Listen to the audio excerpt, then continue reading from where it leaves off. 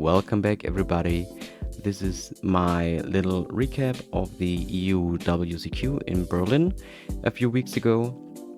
Sadly, I got sick after the event, so I had to delay this video, and even though I had a little bit of spare time and energy left in the last days, I wanted to focus the energy there to play the newer decks of the Justice Hunters format now.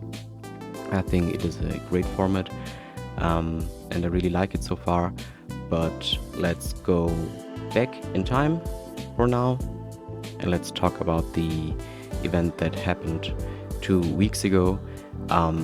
So I was entering the main event, and I really hoped that the Justice Hunters released before the event, but it sadly didn't.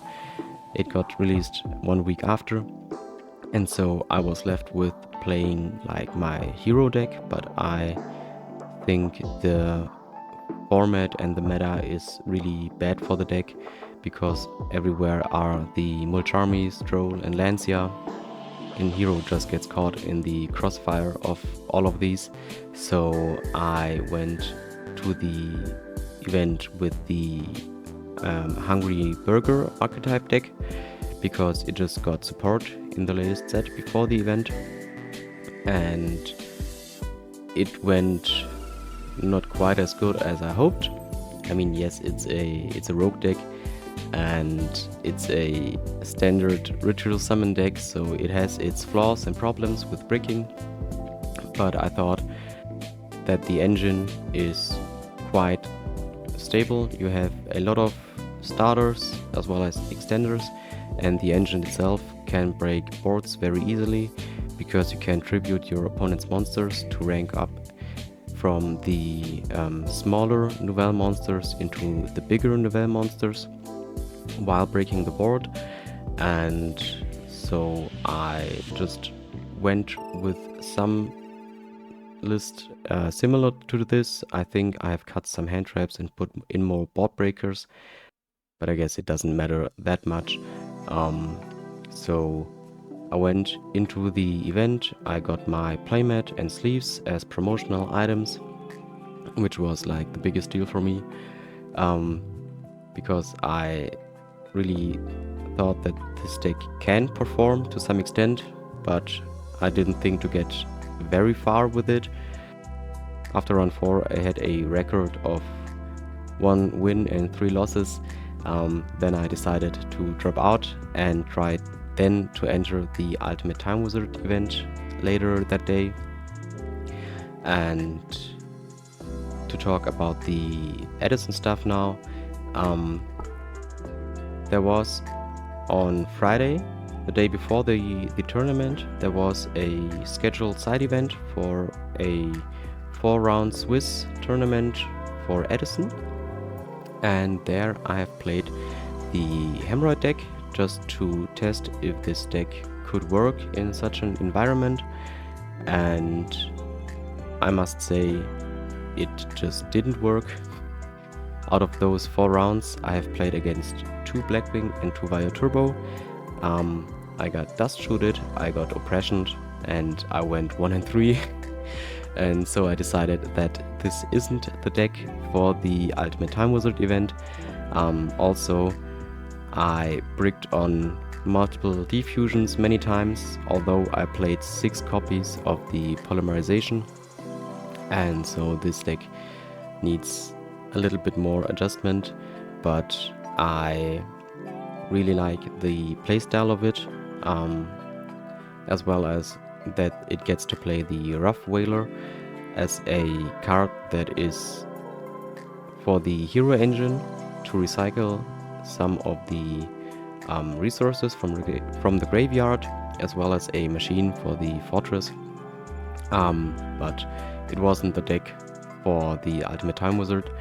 And then on Saturday, after I dropped out of the main event, I had to try and get a ticket for the Ultimate Time Wizard, and luckily they extended the number of participants to over 250, so there were like 320 players, and they have split them up into 2 separate events. So we had 2 Ultimate Time Wizard events with 160 participants each, and then cutting to top 8, which was a very interesting solution, I think.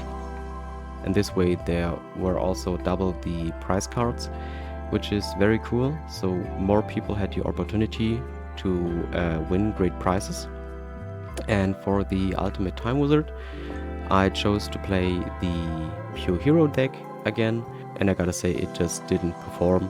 I decided to cut the Gold Sark also and put in Starlight Roads and Trap Stun for protection, mainly against Glad Beast or also Black Wings.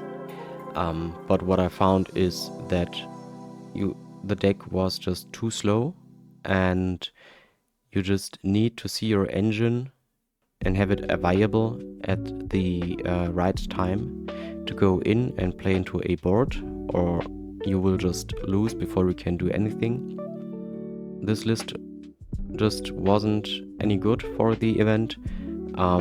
Also, the diffusion didn't really cut it because I just had a lack of engine, and so I will go back and away from this list, back to the old list with the double Gold Sark and triple Upstart Goblin. But what I think was a really nice addition was the Breaker in the side deck. Not only can the Breaker deal with the back row of the opponent, which could be a huge problem for the deck, but also it can run over a set monster like Raikou. So the best case it is that you will trade 2 for 1 with just 1 Breaker, and in the worst case you just trade 1 for 1 with like a bottomless trap hole. But then they still have a Raikou set, and if you don't play anything in the back row, they cannot pop it, and then you can try to play around the Raikou the following turn with maybe another Breaker, or also like a Chalice if you had one. But I really like the Breaker. I think I will extend it to 2 or 3 copies even. Also the Saber Dragon is really great in combination with the Prisma. I didn't play against many Machina decks, but when my opponent played Catastor, the Saber Dragon was a really good way to out it without having to commit many resources. Without Saber Dragon, you have to use like a Plasma Vice to pop it, or even to use a Absolute Zero to clear the whole board. But there I really feel like the Saber Dragon is a really needed card. And one time there was also the Necro Shaman coming up against Frogs, where they set up a dupe block, and I took away one of the dupe frogs and summoned back the Treeborn Frog in attack position, and so I just easily OTK'd my opponent there. So I really like the Necro Shaman in the deck. Maybe the matchups also weren't that great, but I think I will just revert back to the old list, and here I would change the side deck and the extra deck, but I want to try out the original main deck from the Austrian Nationals and work with this. Also, the great thing about this is when you are going into game 2 and 3, you can just side out the Upstart and the Gold Sark to put in your side deck cards. This also was a struggle with this list, mainly against like Black Wings or Glad Beasts. I didn't want to take out the Starlight Road and the Trap Stun, but I also struggled with taking out engine cards against those decks.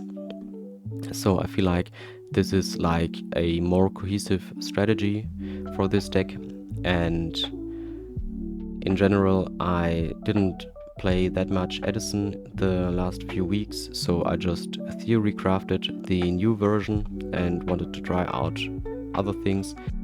So I guess it's always just about taking the tournaments as a lesson, trying to improve your deck list with every tournament going forward, how to interact with your deck and the opponent's deck.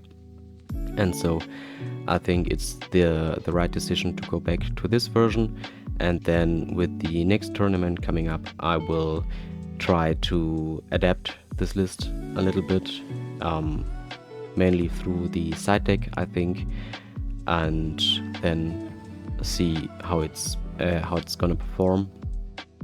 And so this was my tournament experience at the event, and although it didn't went that great, I still had a lot of fun being there. We traveled to Berlin and arrived at Thursday, and we stayed until Sunday evening, and we had a lot of fun with our friend group, and also it was really cool to meet new people from all over Europe, as well as meeting old friends and companions from previous tournaments, and just meet those people again.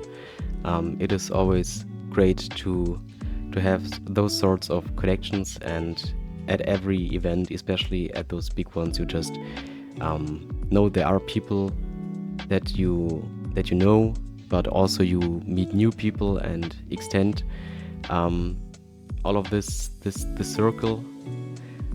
And we've also met very great players that are known in the Edison community, as well as other content creators from Germany.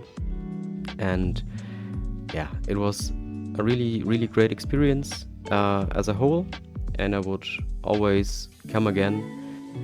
But for now, I don't think I have anything more to say. I hope you liked the little review of my experience there, and I would be really happy if you leave a like or even subscribe if you want to see more videos in the future. And I hope you have a wonderful day. See you in the next one. Bye bye.